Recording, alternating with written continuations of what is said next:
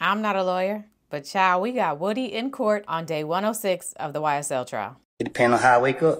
Okay. Let me tell you what happened. So basically, the judge and the attorneys have agreed that if the judge does not grant the mistrial and the trial continues, Woody's testimony would have to be done all over again. But with that, the judge says that Woody was given incorrect information in that ex parte meeting, particularly when the prosecutors told him, and the judge agreed, that if he didn't testify, he could be held in jail until all of the defendants, even the severed ones, completed their cases. The judge says that's not true. I hope that it is not up for debate that some of what was said to Mr. Copeland in terms of potential ramifications if he didn't testify was incorrect, at least with regard to the notion that he could be held until the trial of even the severed co-defendants was completed. I don't think is a correct statement of the law. I think that some of the assertions about statute of limitations potentially were incorrect in terms of the notion that he faced no potential jeopardy with regard to crimes based on statute of limitations. I mean, there's the immunity issue, which is wholly separate, but y'all are basically saying you don't even have to worry about it for the statute of limitations reason. I can't remember right offhand what the other potentially incorrect statement was about. But I mean, some of the this is or isn't perjury things are a little, I don't think, quite exactly accurate either. So while the judge has yet to rule on the mistrial motions, and she gave the state until Friday to respond to those mistrial motions, the judge says that if the trial does continue and Kenneth Copeland begins retestifying on Monday, she wants to correct the misinformation that he was given from that ex parte. So she asks if somebody can get him to come to court. The more prudent course would really be to just bring him in here like tomorrow, given that I just said I think some of it's incorrect. You know, a correct advisement of here's what the issues are. Here's what you potentially face. Does he have counsel currently? I know he's gotten rid of Mr. Melnick and Ms. Bumpus at this point. Yes, that's correct, Your Honor. Mr. Melnick withdrew representation. Ms. Bumpus was fired. So no one has said anything to us about a lawyer on his part. So we are unaware of whether he has any representation. I just think it might be cleanest to give him correct advice as to all of it and then find out what his intentions are. All right, good morning, Mr. Copeland. I'm Judge Whitaker. I think you've been before me before in unrelated matters. I'm the judge taking over this case now. What I want to ask you right now, I know that you have been given immunity with regard to your testimony. And there had been, at some point, you didn't want to testify. At some point, you did want to testify. The first question I have for you. I never wanted to testify. Okay. The first, well, right. Want to is maybe the wrong term. But my question for you right now is, do you have an attorney at all? I don't know. You don't know whether you have an attorney? I would think that would be a no then if you don't know whether. I was talking to Melnick, but. Melnick? Yes. Okay. Didn't he ask to be relieved as your attorney, and did you sign something saying that's okay, you can get out of this? I don't. You don't remember?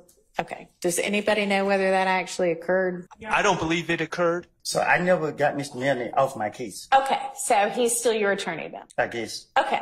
All right. Well, then that's the answer we've got for that. I'm going to try to get a hold of Mr. Melnick and see if he can be here with us this afternoon. So if I don't testify, how long you going to hold me in jail? So, I mean, that's still an issue that you can be held in jail through the end of this trial. But I'd rather have Mr. Melnick here to advise you about the potential drawbacks and benefits of what, if there are any, this of any of right your... To the end of this trial? Yes. Not the other people? Not as far as I believe, but the state, what, did you want to do some further research on that? Yes, just to advise the court of. Be on standby in case I need you here, like at 2 or 3 this afternoon. 2 or 3? Yeah. because we're about to take a lunch break before too much longer. So you're okay to leave for the next couple of hours, but stay where whomever reached out from the state can reach you to let you know whether you need to be back here this afternoon or potentially tomorrow instead. Okay. All right. All right. Thank you. John Melnick dials in, and the judge informs him first of what she wants to ask Woody about, and then Woody comes back to the stand, and she asks her questions. All right. So the reason I have asked again for you to join us, and thanks for doing this by Zoom at very short notice, but so I have essentially determined somewhat with agreement of the parties that we are just going to start over with Mr. Copeland. And he has an immunity. There is an immunity order in place. He has immunity protection. And I plan to bring him in and find out what he wants to do. And I would like for him to be counseled. And I just had him in here a couple of hours ago and asked him if he had an attorney. And he seems to think that you are his attorney still. I am his attorney. Yes. Okay. We're just essentially going to wipe all of what he already testified to and start over. We'll see you Monday. Your attorney, Mr. Melnick, is with us by Zoom right now. You can see him on the video screen and he can see you. If there's any time you want to talk to him privately, let me know that. I want to see if you have any questions of the court about that. I didn't understand. Now you said it at the beginning. Didn't understand anything. All right. So. No, I'm saying, like, I heard you, but I don't know what you're talking about. Okay. So tell me what it is that you'd like more information about. You said something about what they said about immunity? Yeah. What you mean? Okay. Oh, you saying it's the same from last time? Hang on a second. Yeah. The same one as last time. Yeah. Yes. That one. And that is still in effect. So you're saying that changed? It has not changed. All right. So what has changed is it's my opinion that I cannot hold you in jail if you refuse to testify beyond the end of this trial. I think you had maybe been told something different earlier. And I don't think that is. So I ain't got to wait accurate. till every defendant that's not here. Correct. But you would, if you choose not to testify despite this order, you would potentially be held in jail through the end of this trial, which might be February of next year, might be March of next year. I really don't know. It ends when it ends. So do you have any other questions? Mm-mm. Okay. All right. So I'm going to ask you right now because I'm planning to have the jury back on Monday. And I am going to tell them, we would essentially start over because I want you to have a voluntary, to an extent, choice and knowing choice whether to take the stand and be questioned and cross-examined or not. Well, can I speak? You can, yeah, if you have a state. Huh? I have told the state I have lied and lied and lied and lied. I know. And so how are they going to be able to question me? I mean, that'll be their problem. That's their case to make or not make. I mean, that's not for you or me to worry about.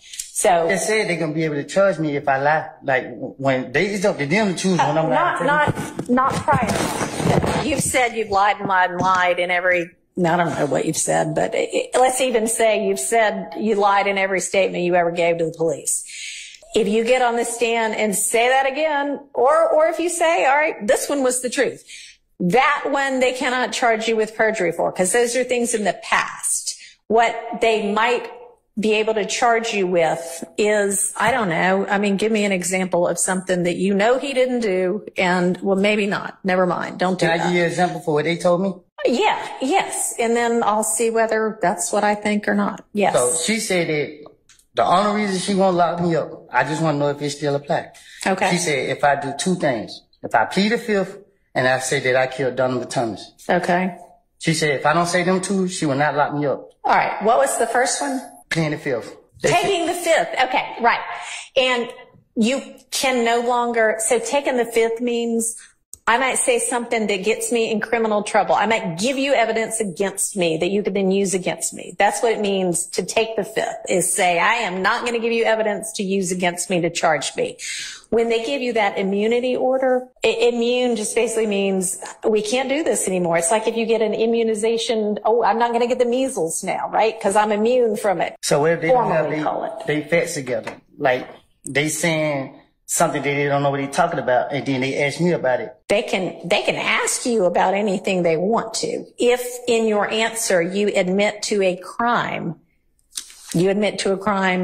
they cannot charge you with that crime.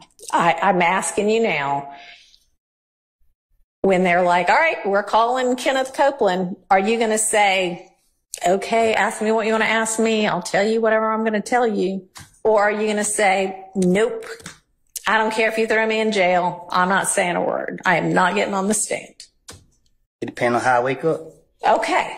All right. Well, then we will just revisit it on Monday morning. So plan to be here at 8:45 on Monday morning. You're free to go for now.